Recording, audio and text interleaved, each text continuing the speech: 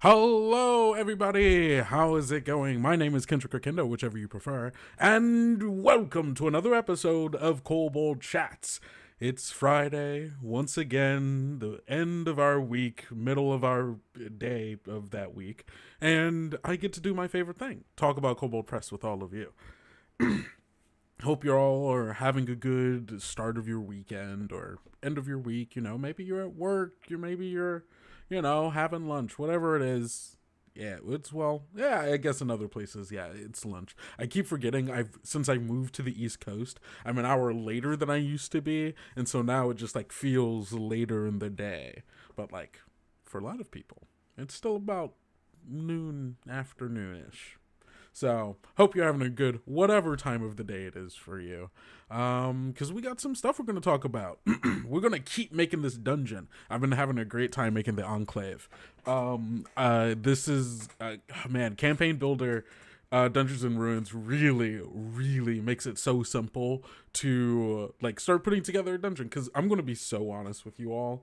Like, it's been years since I've made like a proper dungeon. Like back in college was when I was really making dungeons. Everything else has been a bit more not dungeon focused.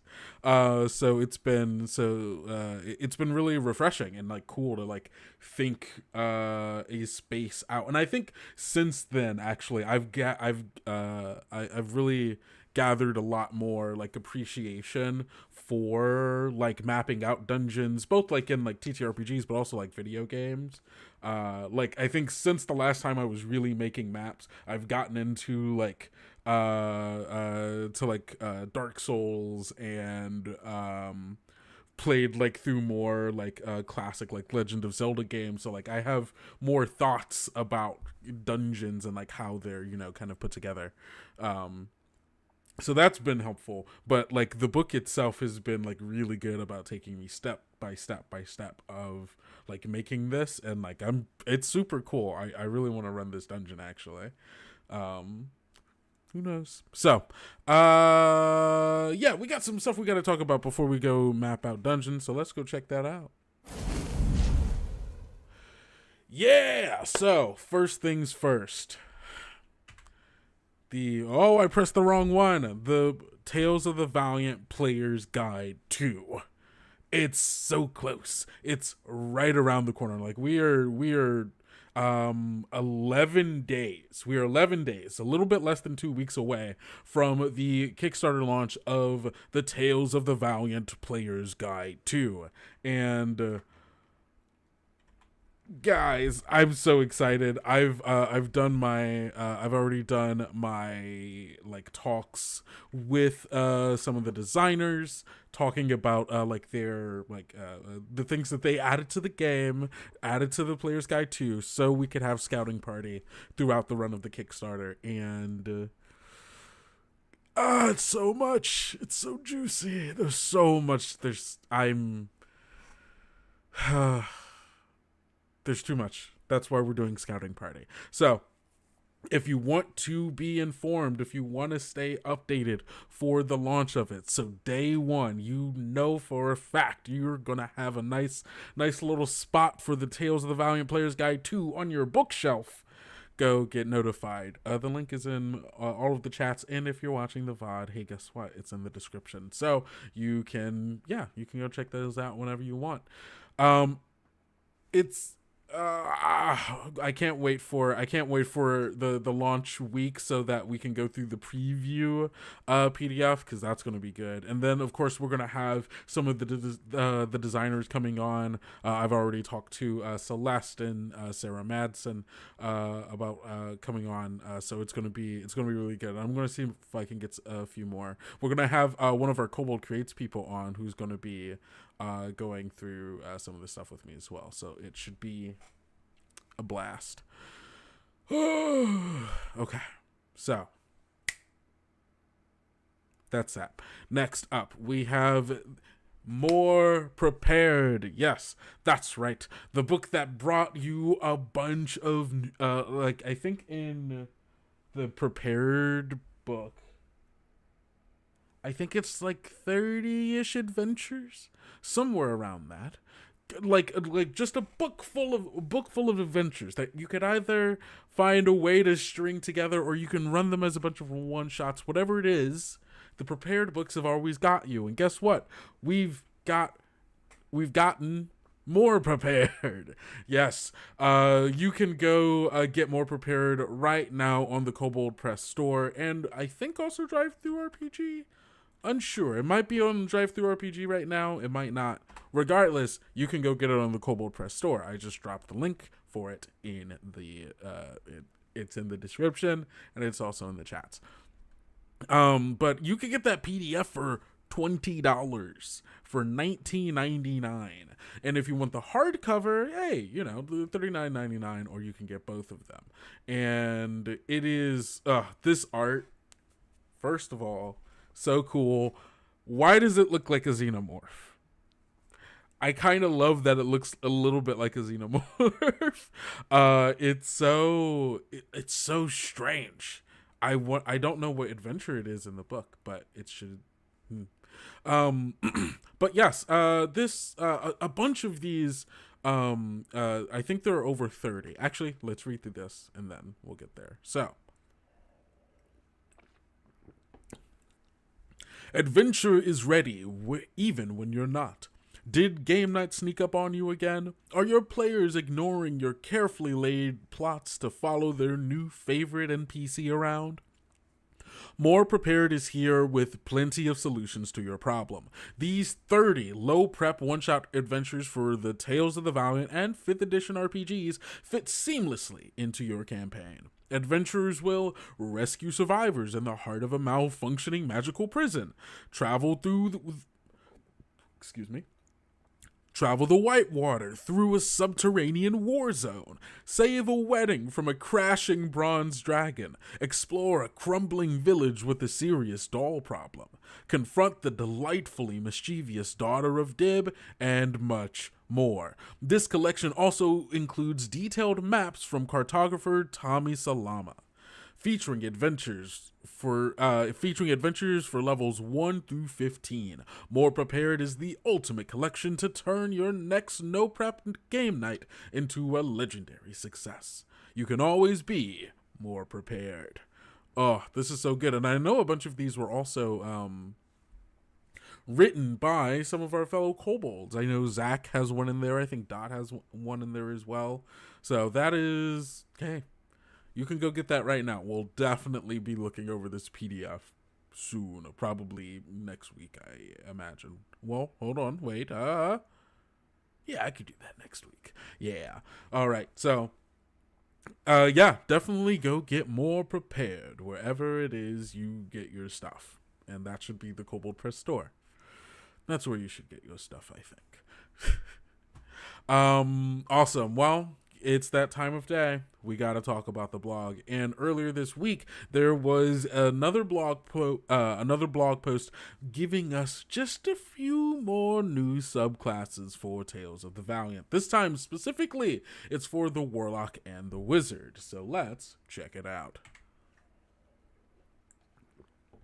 Let me toss this bad boy into the chats so you all can check it out and read alongside me. So here is what we've got. The new Warlock subclass, the Ancient Entity. Your patron is a seemingly immortal entity from beyond space and time, godlike if not actually a god, but whose mind and methods are inscrutable to mortals. It may be some primal force, whispering to travelers from darkness beyond the edges of the labyrinth's roads, or some shapeless mass reaching out psychic tendrils from the void. Many who grasp the power offered do not adhere to any worship or loyalty to these beings. The entity does not seem to care. Its designs and desires are too alien to fathom. So here's the Ancient Entity progression. 3rd level, you get Ancient Entity Pact Spells and Glimpse of the Unknowable. 7th, Eldritch Hunger. 11th, Strange Geometries. And 15th, The Stars Align. This is for all of you Eldritch horror freaks out there. That's me. I'm also an Eldritch horror freak. Um, so this is cool. Okay, so Ancient Entity Pact spells. So here are the spells that you get over the course of it. So at 3rd level, you get Hideous Laughter, Pendulum. Pendulum. Oh, that's a fun one. 5th level, you get Detect Thoughts, See Invisibility. 9th level, you get Fear and Sending. 13th level, Black Tentacles and Phantasmal Killer. And 17th level, you get Dominate and Telepathic Bond. Mwah, beautiful. All of the fun, weird spells. Glimpse of the Unknowable is a 3rd level Ancient Entity feature. Your mind heavily weighs with the inscrutable presence of your patron. You can roll back the curtain to give those who intrude a glimpse. If a creature contacts your mind telepathically, or you must make a save against a spell or ability that would leave you charmed, you can deal 2d10 psychic damage to the creature as a reaction. The creature you damage must succeed on a wisdom save against your spell save DC, or be incapacitated until the end of your next turn. Once you use this feature once, you can't use it again until you finish a short or long rest. That's so good. That's wild. It's like, it's a little bit niche, right? Where it's like, okay, so this is very specifically like, this is for a game if you're dealing with, characters that are going to try to like contact your mind telepathically, right? Who can only speak telepathically, or will like try to read your mind, or things of that nature. Or also like charming, which is like a bit more common. But also this is the kind of thing of like, if you want to take this subclass, then your GM should they should throw some stuff in there so you get to use your cool stuff that you want to use. Okay. Eldritch Hunger. Eldritch Hunger. When you reduce a hostile creature to 0 HP with your Eldritch Blast feature, you gain temporary HP equal to the damage dealt, but up to a maximum of 10. Once you have used this ability once, you cannot use it again until you finish a short or a long rest. Oh, that's so good. Just blasting them and, just absorbing some health for you. Love that. That's tasty. Strange geometries. You can tap into the mind bending realms beyond reality that are known to your patron, warping reality to your choosing. When you use this feature, choose one of the following effects. Teleport to any space you can see as a bonus action. As a reaction, you alter reality just slightly, so you aren't quite in the position you were just in. If you're hit by an attack that is not a critical hit, it is considered a miss instead. If you fall far enough to take falling damage, you instead use your reaction to reach the bottom unharmed. Once you have used this feature 3 times, you cannot use it again until you finish a long rest. Ooh. Oh, some free teleporting is nice.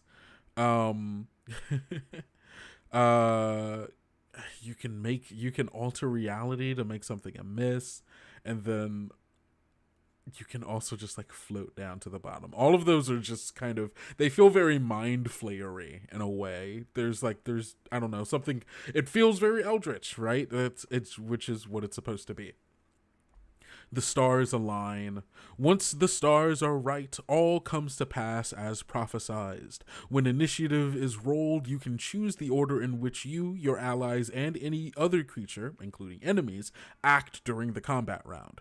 Your chosen order remains until the initiative ends. If a new creature enters initiative, you can choose where it appears in initiative order. You don't get to choose when lair actions or other static environmental effects happen. Once you have used this feature once, you cannot use it again until you finish a long rest. Oh. That's kind of wild. We're just being like, you know what? This is the order everything is happening. Oh, you rolled initiative? That's really funny. Well, you're going last. Or you're going first, right? Oh, this is so cool. And like such a cool fit, like super high level, right? Of like stacking the deck in the way that you want. Oh, that's just so cool. That's really cool. All right, so next up we have the we have the blue letter. Most wizards know and appreciate Most wizards know and appreciate the power of evocation magic. A few even specialize in it. One particular school, known as Blue Letters, for their founders' predilection to write in blue ink, focus narrowly into harnessing and applying the classic elements. Blue Letter wizards, many of whom follow in their founder's style of scribing spells in blue ink, channel the elements with more power and finesse than others of their kind, and their studies coax basic spells into new forms, increasing their effectiveness and power. Note: for the purposes of the blue letter subclass, elemental damage refers to one of the following damage types: acid, cold, fire, lightning, or thunder. A blue letter elemental spell is considered any spell that deals one of these types of damage, or has an effect on the classical four elements of air, earth, fire, or water. Okay. Love that. Hold on. My cat is meowing because she wants to go outside. I'm sorry, Bug, you can't. I'm streaming right now. Okay, so at third level, adaptation and primal magic. At 7th level, elemental substitution. 11th level, elemental prowess. And 15th level, elemental primacy. Third level, elemental adaptation. When you finish a short or long rest, choose one type of elemental damage and gain resistance to it. In addition, if you take a different type of elemental damage than the one you chose, you can use your reaction to change your resistance to that type of damage. The new resistance applies to the damage that triggered the reaction and any further damage you take. Once you use this feature to change your resistance, you can't change it again until you finish a long rest. Any resistance that you choose or change to remains until you choose a different resistance with this feature. Ooh. That's fun. Okay. These blue letter wizards, the elementals. I like that it's not just like an elementalist class, right? It is, but it has that extra flavor, right? That little oomph, the blue letter, the fiction of that. I love that. You can understand the speech of any elemental, and elementals can understand your speech, as if you shared a common language. You have advantage on all charisma, intimidation, or persuasion checks made toward any elemental with a CR equal or less to half your wizard level. Ooh. When you make a spell attack that deals elemental damage, add your intelligence modifier to the damage. If a spell deals elemental damage and does not require an attack roll, count any roll of a 1 or 2 as a 3 when determining damage. This is fun. It's just a fun, it's just, hey, I'm really good at using elemental magic, and I'm gonna win.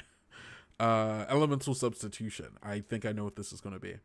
When casting a spell that deals elemental damage, you can alter its properties to deal a different type of damage. For example, you can cast Scorching Ray and deal cold damage instead of fire damage. You can do this a number of times equal to your proficiency bonus, after which you cannot use this feature again until you have finished a long rest.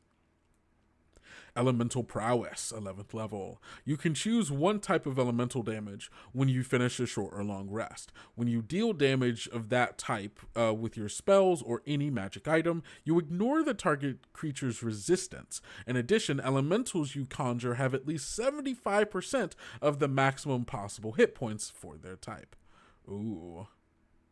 Oh, is that like a thing where like now there's when you summon creatures or elementals, they might not have their full hit points?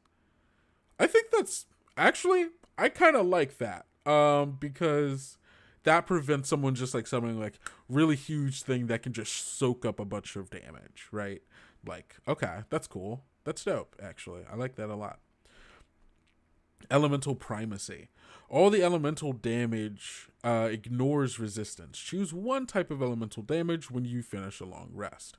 When you there's a lot of choosing, so like a lot of like balancing, and you can technically have different elemental like choices for all of these things, which is you're just like really playing around with them a lot, which is kind of fun. When you deal all your elemental damage ignores resistance. Choose one type of elemental damage. Oh, it's kind of just building on top of. Okay, I see. Choose one type of elemental damage when you finish a long rest. When you deal damage of that type with your spells or any magic item, you treat immunity to that energy type as resistance. In addition, elementals you conjure have the maximum. Excuse me. Elementals you conjure have the maximum hit points possible for their type. Beautiful. Love it.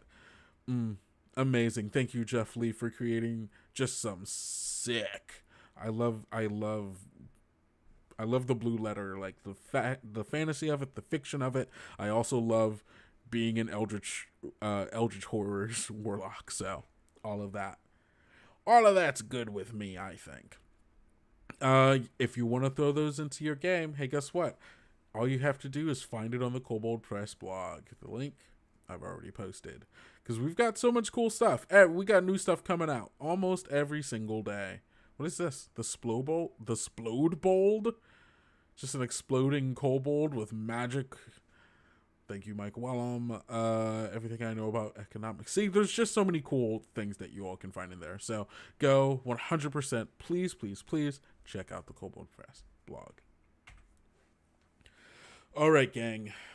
Next up, the big boy, the one we've been waiting for, the continuing on the making of our dungeon. And we're going to get to that, but I want to go refill my water so that I have enough for the rest of the stream. So, hey, go take a break, use the bathroom, whatever it is you need to do, go do that, and we are going to be back. All right, so...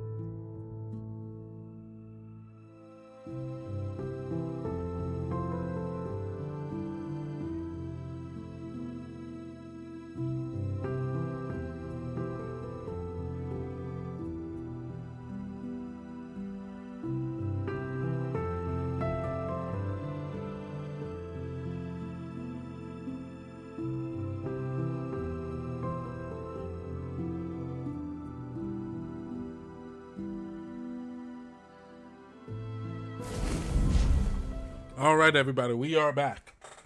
I have some water. Also did... There we go. Sorry. Something was in the way of me chair. Now, it's time for us to make a dungeon.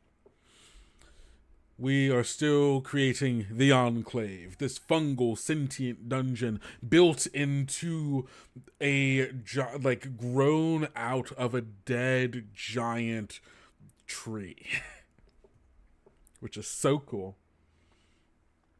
Last time we started mapping this bad boy out. Oop, I pressed the wrong one. Over here, using the help from our good friend, the campaign builder, Dungeon and Ruins. So we've been slowly... let me get my notebook. Well, I was keeping notes on this dungeon, so I can continue to keep notes on this dungeon. I have to remember where I put it. Okay, here we go. Yes. Okay, perfect. So, here's what we've got so far. Room 1. This is our entrance. The entrance into the giant tree. It's this mycelial door, almost like a sphincter, that is like grown, that is eaten out, right? The inside of this tree, and created basically a hole for the people who live inside of this fungal dungeon can leave and enter the tree at will. And it's camouflaged because it has almost like tree bark that is kind of almost plastered to this mycelial door, so that it looks like from a distance, and on a brief inspection, it's just the bark of the tree. But if you know and you have the spores that our adventurers could potentially get from the Dryad who gives them this mission, with some little bit of a push,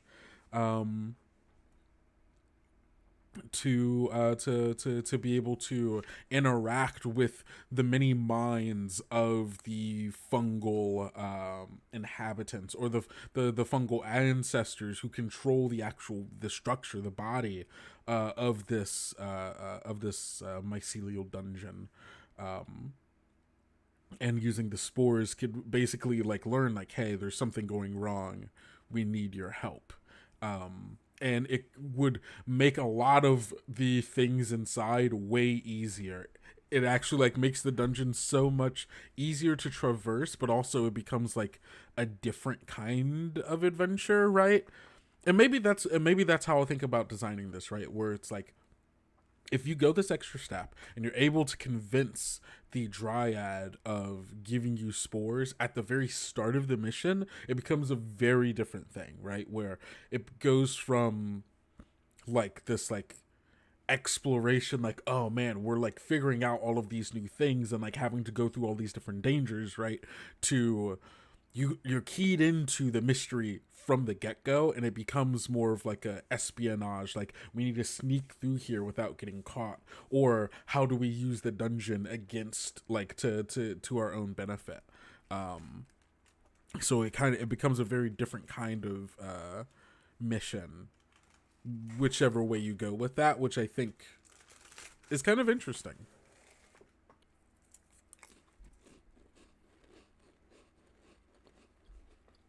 I don't know why I put that cracker in my mouth. It's going to take so long to chew. It's going to make my mouth so dry. I'm a fool.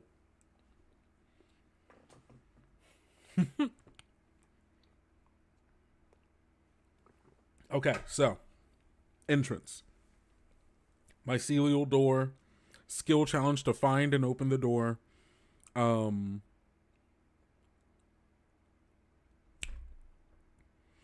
If they have the spores, they can just ask the dungeon. They can convince the dungeon to open it. Room number 2.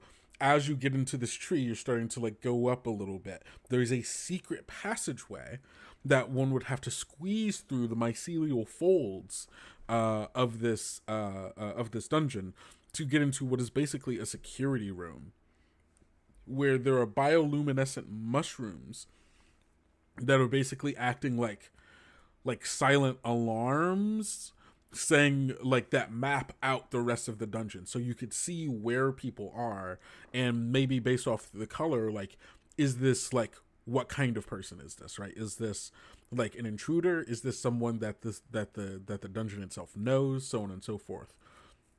It would take someone who is, I think it would take like someone who lives in this community to be able to actually like read out this thing. However, but if you have the spores, the dungeon could like could teach you what each thing means. God, oh man, this means that I'm gonna have to make a key for myself of like what like what does the map of this place look like, and like what does the colors mean for different things. That'll be fun. Okay, cool. Let's see. So that's that. Um and it can let people know about like the different dangers. Room number 3 is, if you just take the main hall and you go straight on, is the first hazard. It is a like a main, it's like a main, like it's an entrance hall, right, where it's like, oh, you can come in here, this is where like people kind of stay, and then from here you start going off into different areas. And this is the first hazard, because there are mycelial sensors here that immediately are like, hey, is this an intruder? Is this someone I know? I don't know. And the way that the dungeon starts off, if you don't have the spores and you can't communicate, the dungeon doesn't know who and or what you are, and so it treats you like a threat. So this is where the first spore storm happens, where these poisonous spores are made to either paralyze or like put them to sleep, not quite sure, and then it's going to send in like these acidic slugs to come and basically like to eat them, right? And almost kind of like antibodies, but also digesters, because then like whatever happens, right, whatever becomes a part of the ecosystem that helps replenish this place. So there's potential combat here. Again, if you don't have the spores versus if you do have the spores, this is a very different start to this thing. Next up is room number 4, which comes out from this central, I think like this is the center, like the core of the tree that we're in at that point. And then coming off from there to 4, we have the Toadstool Gardens, where this is first like a room of tension. This is like building up the vibes of like, hey, here's kind of what's going on here. This is outside of the tree on this little like mushroom outcropping.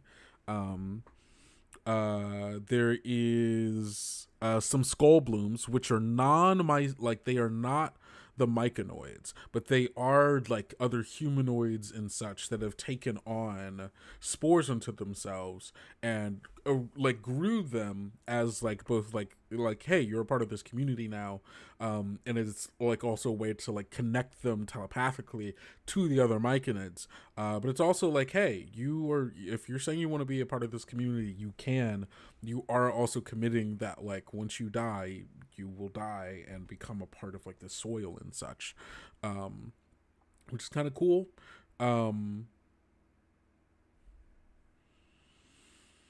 Let's see. But they'll see that these skull blooms are like something is using the like mycelial growths to control the bodies of these people. And it's like it's made them into like weird, strange like zombies. And I think at the start, like you can like see them and like see they're just like farming or whatever. Maybe they're not farming. Would they have it? Why would the person controlling them have a reason to keep them farming. I don't think they would.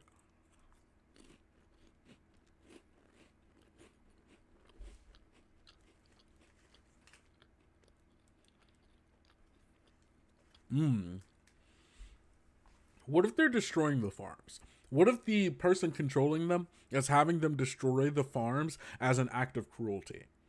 Of controlling their bodies to destroy their own work.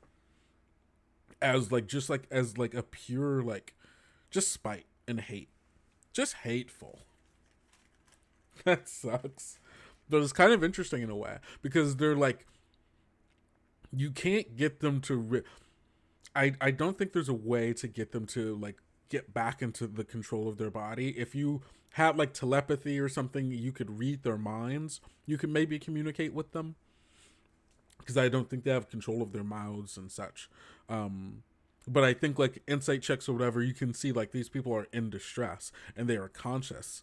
You can get some information out of them as well. And you can learn from them that, oh, these mushrooms themselves aren't the bad thing. Like, that's so normal. But usually I'm in control of myself. And now I'm not. And I don't know why. Which adds a little bit of mystery. It adds, like, some suspicions for the players about, like, what's going on as well.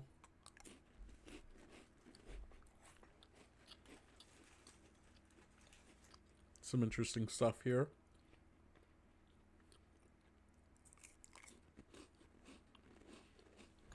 Okay.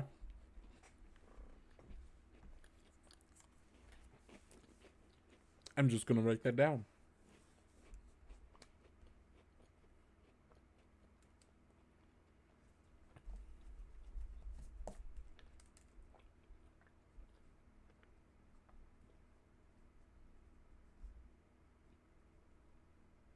Okay. And then next up the tree, you have to like go up the I think they're like ladders and such, potentially. Or maybe there's like an elevator. There might be a central elevator that goes up, but there might also be like climbing holds as well. I think both are possible. Okay. So you go up there to room 5, and this is the nursery. This is where we also get our first ally. There is a myconid commoner. So there is like a nursery here where should it just be in this room? I don't know if it should just be in this room. I think it would be like in a room connected to it. So maybe not that thing. Can I make it thinner?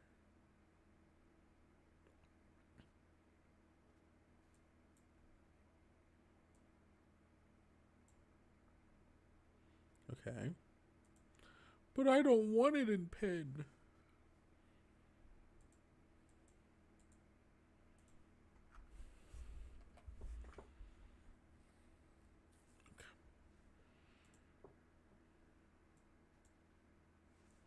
It feels unlike how it was before. Is it calligraphy? Was it that? No. Ooh, but I do like that texture. What did I use last time? Was it just a paintbrush?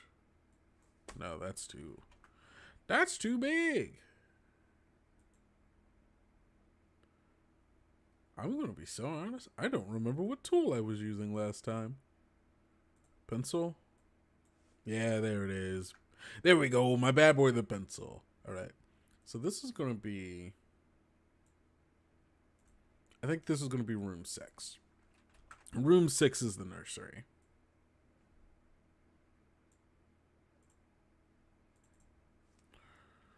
Room 6 is the nursery.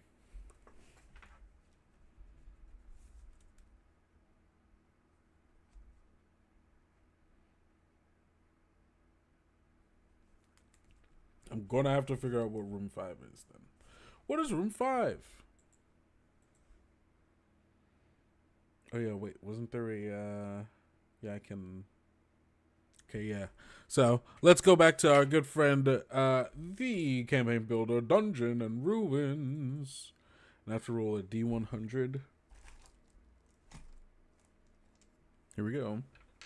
So we can figure out what kind of room this is.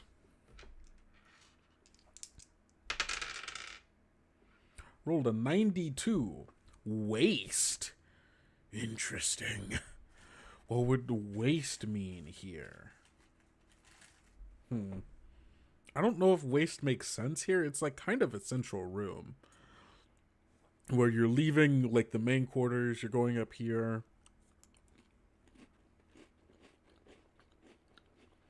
I don't think so.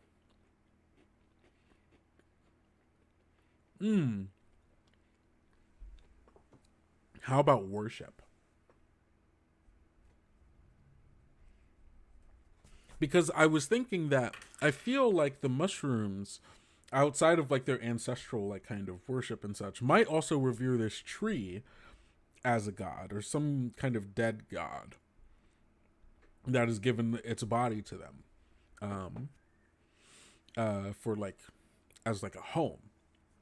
And so, I kind of like that ancestral worship, but also the revering of like this ancient entity that you know is dead, that you're like, thank you, dead god. Like, yeah, like I think it's not necessarily so much worship, or actually maybe there's a mixture here. Maybe there's like a general like worship of the ancestors here. This would be a good place of like entering and leaving this place, right? And then it being right next to where their children are. Excuse me. I think this all kind of makes a little bit of sense. So, this is going to be a place of worship. The main point of this, I think, is... might be tension?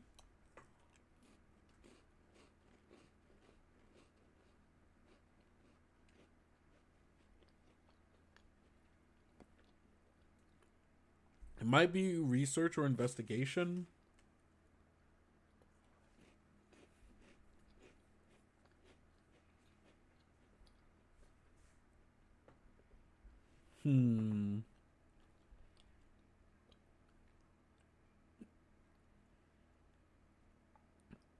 Or is there anything here that's like set the scene, you know?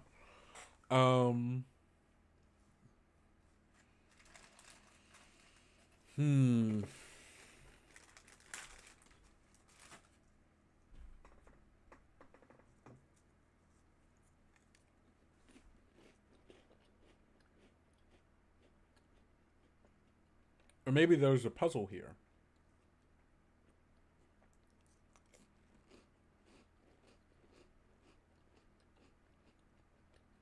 We could do a puzzle here.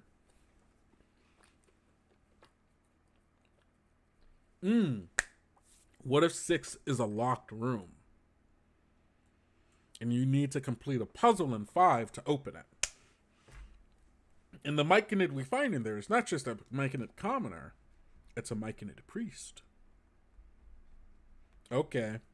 I'm loving this. Oh boy, yeah. It's all coming together. It's all coming together.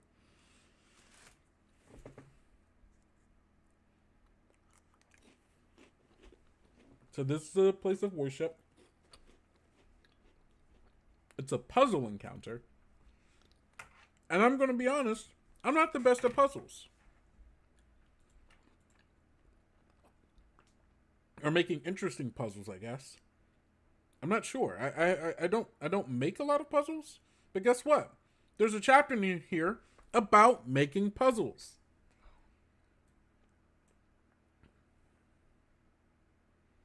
So let's, hey, let's check out some sample puzzles. Maybe there's one of these that we can spruce up a little bit. This section contains sample puzzles to use as written or as inspiration when creating new puzzles. Are there different kind of, Are there different types of puzzles? Okay, you know what? Let's actually read this. Give me a second. I just wanted one more cracker.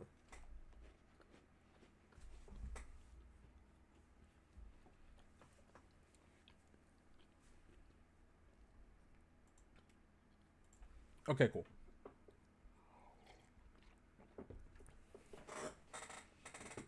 A dungeon delve should be about more than just combat. This chapter provides overviews and examples of two unique types of challenges ripe for placement in exploration locations: puzzles and skill challenges. Both are deviations from standard combat, exploration, and social encounters, making them excellent tools to mix it up and captivate any adventurer, whether seasoned or just starting out. Puzzles provide the opportunity to overcome an obstacle by wit rather than guile or force, serving as great options for non-combat challenges in a wide variety of scenarios. If the PCs fail to solve a puzzle correctly, it can preface a combat encounter, or become the trigger to set off a trap, or lead to some other consequence. Like any other encounter, puzzles benefit from the players collaborating to find the solution.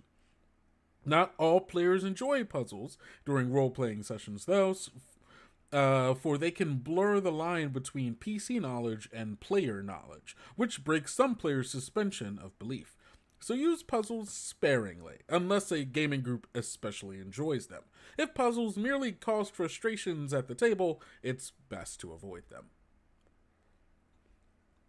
Puzzles are often best when presented in a physical or illustrative form. They greatly benefit from being set up before the game session.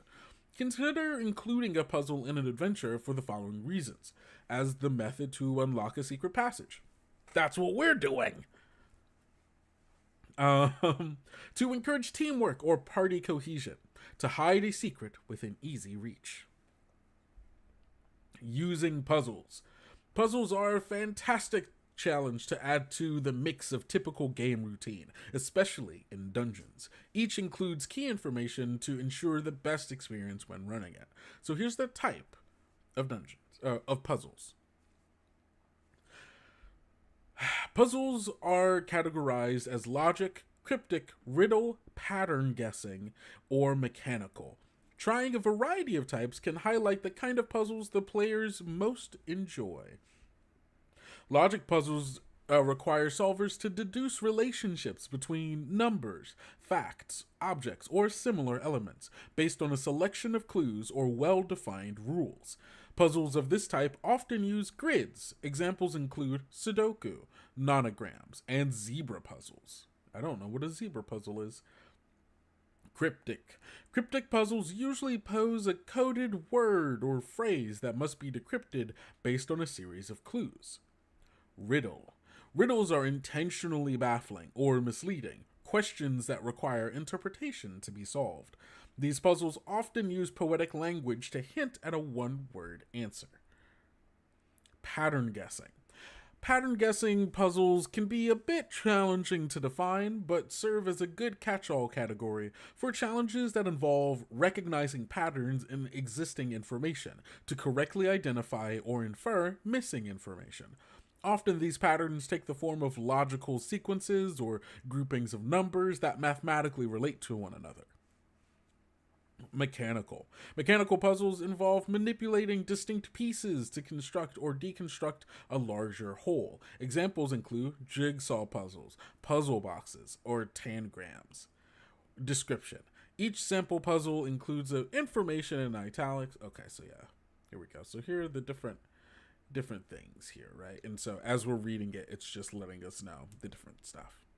So this is a cryptic puzzle, which is going to be about like trying to get information. I don't know if that's the kind of thing I'm looking for. A logic puzzle. Now, what would be the best kind of thing here? I'm thinking it's maybe a mechanical puzzle. So let's read about Mirror Mirror.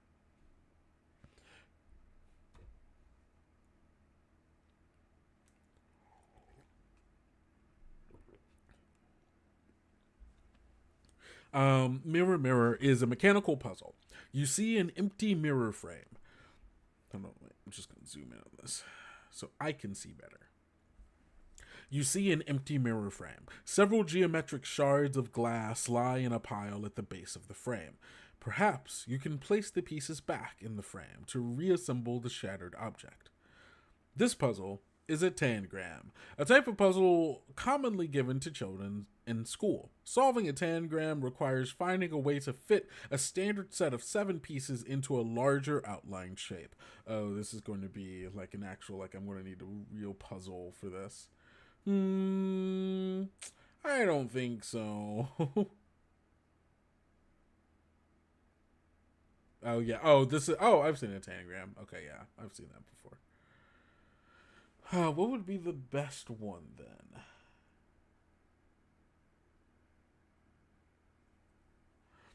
Ooh, what's this? Oh, stone objects. Oh, this would be like putting them in a Oh, I'm trying to think. What would be the best? What would be the best thing for this? Where we have this. I'm just going to describe the room that I'm thinking of, right? You come into this room and it is lit by these bright light blue glowing mushrooms. Each of them, and I think it's like it's kind of like in concentric circles, like around the edge, and like tear up and like grow along the side. So like there's like a circle, yeah, like a circle of them, another circle, so on and so forth. And I think it goes up for quite a bit. And like along the wood of the tree here, there is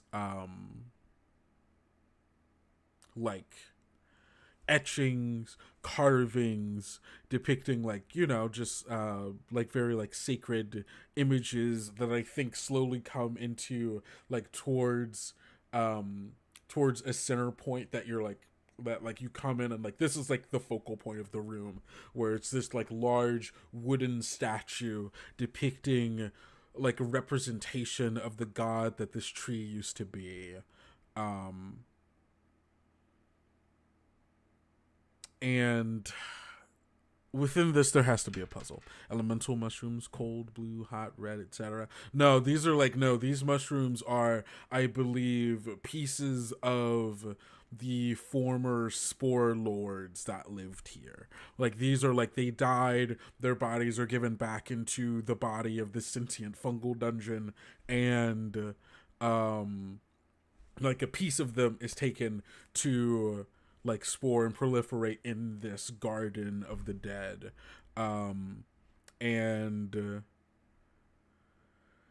in this room there's a puzzle. Maybe it's like a cultural puzzle, right? Because this would be like, it's not for like, oh, a random stranger to come in and solve, right? This is for like, hey, we gotta, this is to protect the children. Yeah, it could be like, it could take, yeah. Yeah, I think maybe it's an offering, right? Maybe there's a specific kind of offering that if you place it upon the offering plate or whatever it is at the base of this statue of this tree god, maybe that opens the door. What would it be then? What is this thing that um and maybe this giving of it is like not just like, it's not just like a puzzle to keep it safe. I wonder if this is actually like a ritualistic thing, right? Where it's like, okay, we're going to go check in on this. You know, I give this part of myself, right? I have to sacrifice. Um,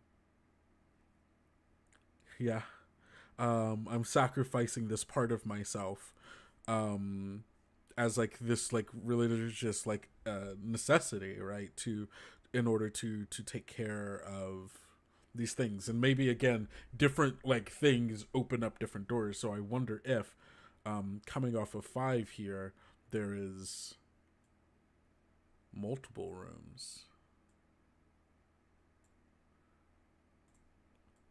in which we get 7 and 8.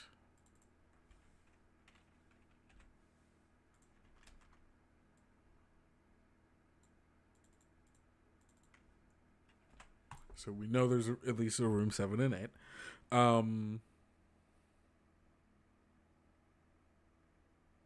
This is the future. This is, and it's not like a it's not like a place like the children like don't necessarily need to be taken care of because they're literally growing like these mushrooms, right? And so it is just kind of like waiting for them to grow a little bit. I'm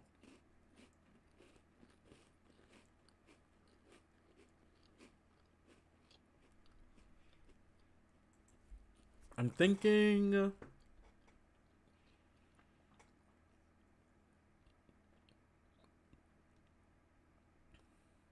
Okay, what would a myconid be able to give? Is it a material thing? Is it a piece of themselves? Is it a literal piece of themselves? Is it something that can be sacrifice? Should be, if this is a sacrifice, it should be something that is representative of something, whether that be effort, like life, something that's important to them.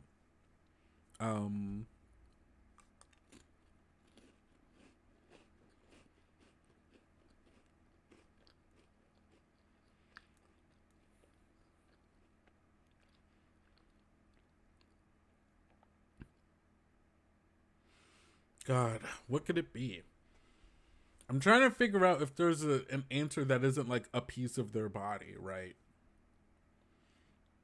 Because that's easy, but and it's also like, how do you give up connection symbolically? There's something to that, maybe. Because a lot of like these myconids are like telepathically like communicating with each other. Like there is like a hive mind aspect to it. So sacrificing that connection, I feel like that can be something for a different thing. I like that idea. Maybe not for this one, but it'd be a small permanent loss. Give me some of your own blood. Yeah. Do myconids bleed? There aren't a lot of mushrooms that have like fluids. Maybe it's a spore thing. You have to give up some spores.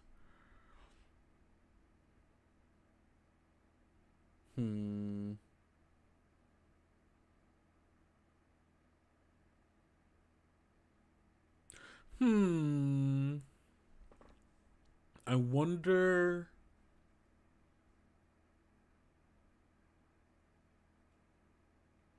It can be a more ephemeral thing, right? Because there is like the psychic connection of this place. So maybe it's like giving up memories feels inaccurate to how a thing that I think like these people would care about, right? Like I don't think they would want to give up your memories. More like 102. Yeah. Oh yeah. I see what you're saying. I mean, there is this thing of like bodily sacrifice of like giving back to,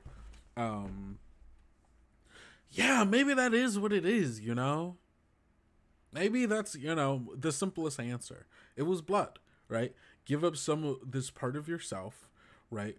Show that you're dedicated to caring for this place, because eventually you will have to give up your body, right? The act of dying and your body being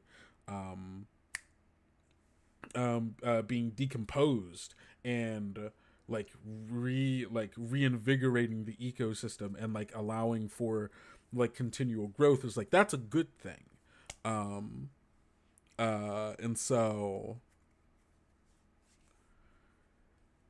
like prove that that's a thing that you care about if you're going to be the people taking care of our children, who will be the people who will have to like show that you understand that this is an important aspect. So yeah, maybe it's blood. Yeah, answer was right in front of us, gang. It was blood.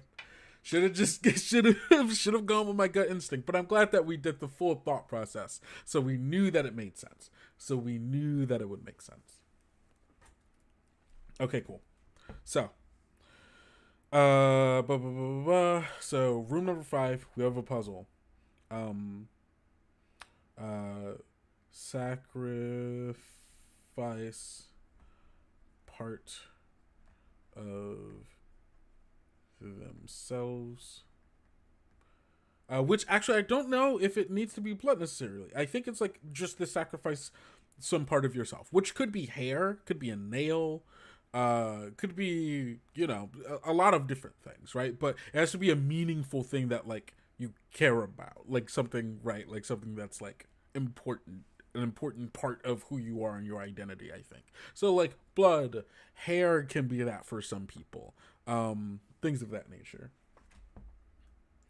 um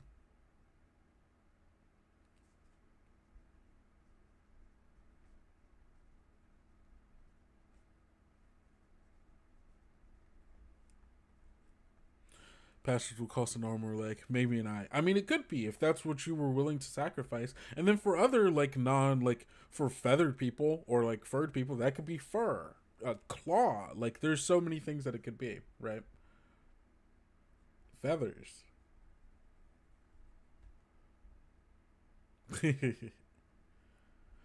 I think it's not going to like, I don't think it's picky, right? I don't think it's like, it's gotta be an arm or a leg, right? But if that is a thing that someone wanted to sacrifice, I think that's a thing they could sacrifice.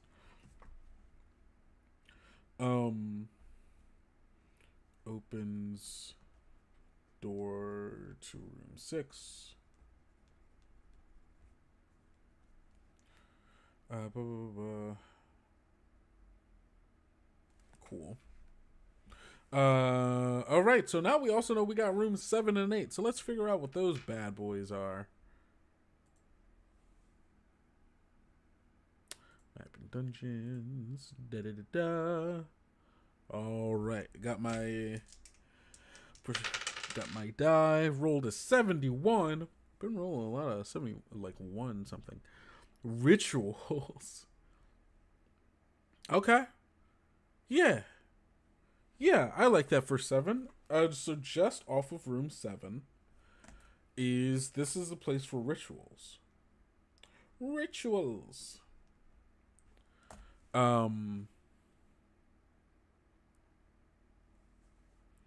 I think it is.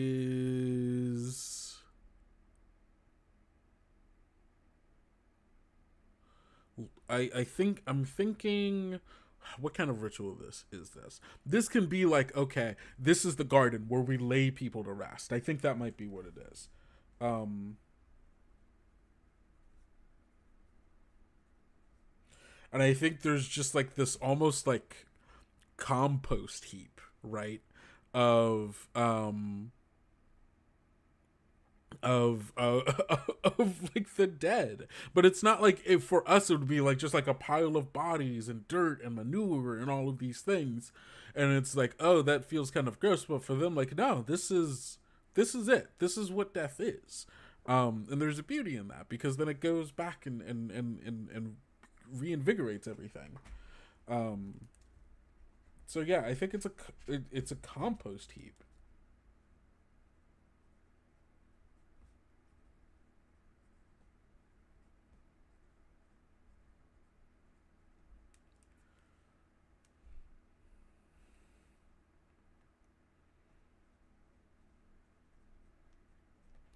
um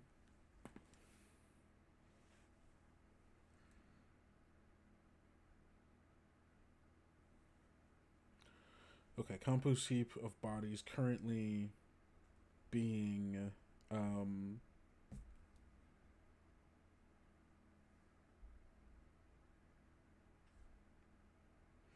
oh, unusually free of odors. um no. I don't think it's unusually free of odors. No, I think it smells as bad as a compost heap of bodies does. um and here's the thing, I think, I'm going to make some edits to 4, but I think maybe the skull blooms that were at 4 aren't just like they aren't just destroying this garden. I think they are dragging the non-myconid bodies that were in the keep out and into 4. And I think some like which creates like a little interesting like side quest, right? Of like, you can bring the bodies back because that's where it's supposed to be. Um and like starting to like hint a little bit at like the conflict that's happening here.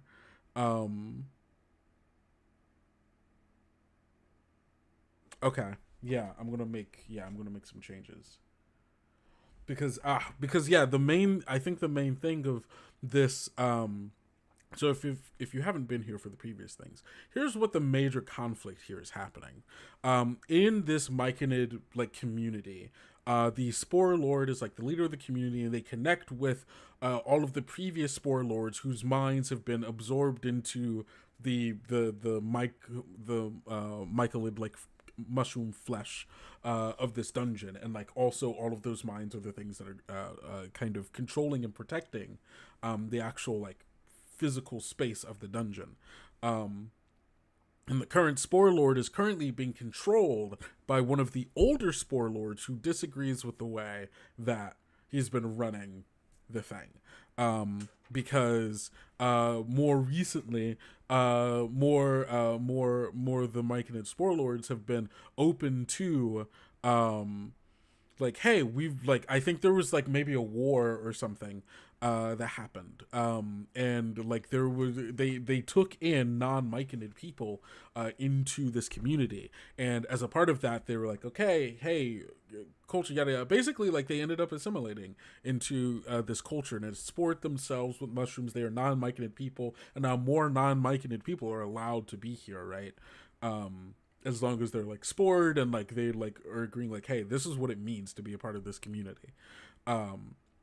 And the more recent Spore Lord is like, we should not be talking with people from the outside. I don't want to be talking with people from the outside. You're going to ruin this thing. And so they're shutting off the community from everyone, and is like trying to like rid it of all of these people. And so part of this is like, and it's like so telling, right, that that all of these people have willingly sport themselves and are giving back to this community, and so much so that they are willing to give their bodies again for the fertility of the rest of this for this place, which literally creates like helps allow for new generations to be born, and yet this person is like, no, because this person's bad, and so that's why you gotta beat them. So compost heap of bodies currently being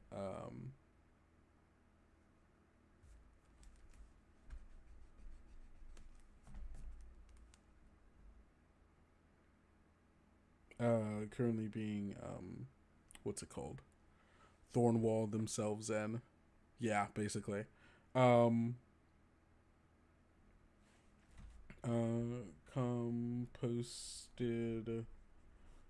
for the next generation.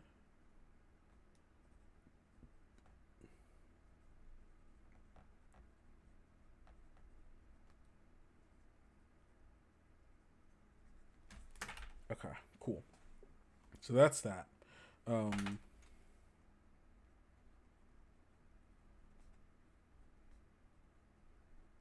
Signs of disturbance.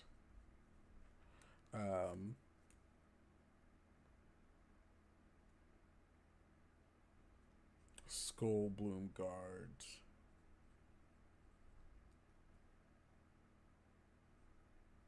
Cool. All right, and then we're gonna figure out what room 8 is, and I think that's a good place to stop for today. So room 8, let's roll them dice. That is a 40. Food storage. I like that being that. Okay, cool. God, what is food for the Myconids? I mean, it is, they do just decompose. But they need food storage for the slugs that they have. Yeah, I think... Huh, that's so interesting. What would the Myconids eat? Or maybe they forged, or maybe they began forging things and like farming so that they could trade with other communities. So like, again, this is a relatively new thing where it's like, oh, okay, we didn't normally need all of this, right? But if we did trade with other people, we would have more things to be able to like ways to communicate with them and so on and so forth. Okay, I like this. I like this a lot. So this is food storage. And this gives a recovery point for our group.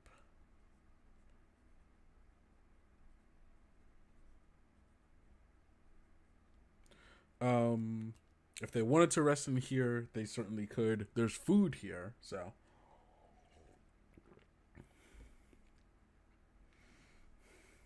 Oh, I think there's probably some skull blooms they have to clear out that are like trying to destroy like all the stuff, but they haven't destroyed all of it.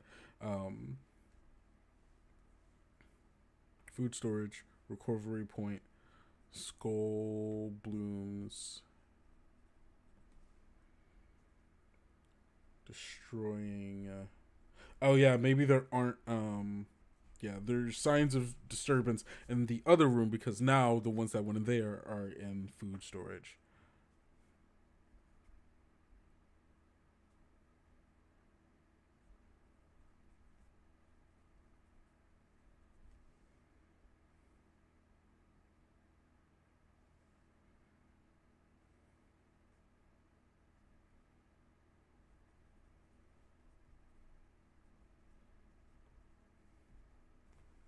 Cool. Amazing. Wonderful. I love how this. So yeah, this becomes both like a place where you could fight, or, you can,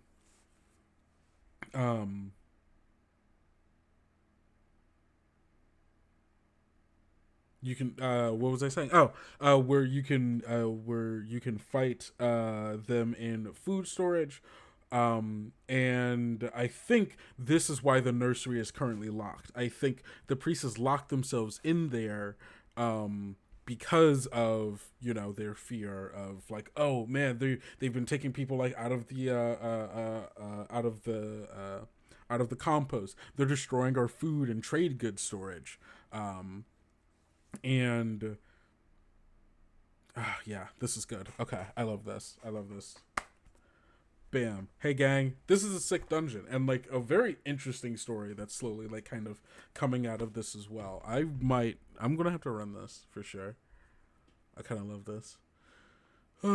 All right, everybody. Thank you so much for coming. Oh wait, hold on. Get on over here. All right, everybody. Thank you for being here for another Kobold Chats. This was such a joy. We have some stuff that we're doing over the next few weeks. I'll have to check. We might be doing more prepared for Kobold Chats next week, so I don't know if we'll be continuing the dungeon just yet, but trust me, the dungeon is not going away. We will be doing more of this because this is so cool. I've just been really enjoying this. So thank you all so much for being here. Don't forget, if you haven't already, click to go get notified for Tales of the Valiant Player's Guide 2. Go do that because it's coming in soon, and you're gonna miss it if you don't. Maybe you won't. I hope you won't. Yeah, you're welcome for the word salad. I hope you all have a great rest of your Friday, and don't forget to go out, be bold, be brave, be valiant, and I'll see you all next week. Bye.